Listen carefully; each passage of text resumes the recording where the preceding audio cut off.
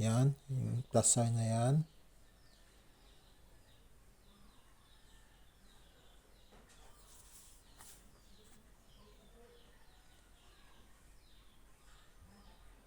Ngayon, hintayin natin na mali pala yun. Resume sabi. Ayan natin siya. Yan. And then,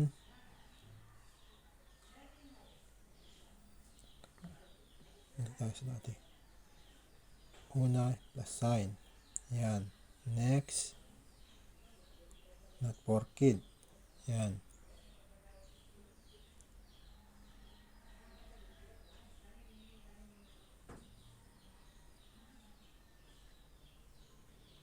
Ganyan lang ang mag-live sa pwede rin pong go to live. Yan na po.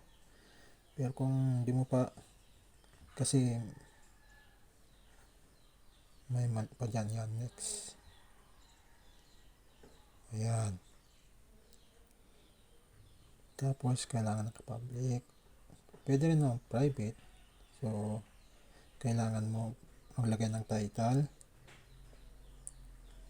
And then, yung description ng iyong channel. Ganyan. And then, kung gusto mo, kung bago ka, kailangan mo rin mag-experiment kung gusto mo. Yan. Kailangan naka-allow yung chat, allow reaction, and then, pwedeng schedule, pwede rin screencast. Yan. Ay, mga viewers, yan ang description mo. And then, ang susunod na gawin mo ay yan. Pwede go to live na po. Kung gusto mo ng yan ang ganyan. Yan ang procedure step ng live. Ganyan.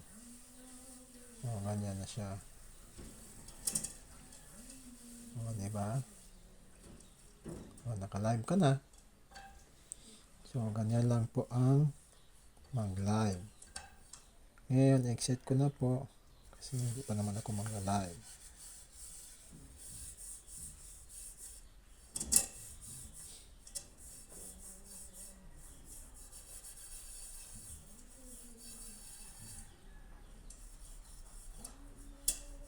Kun lang yan.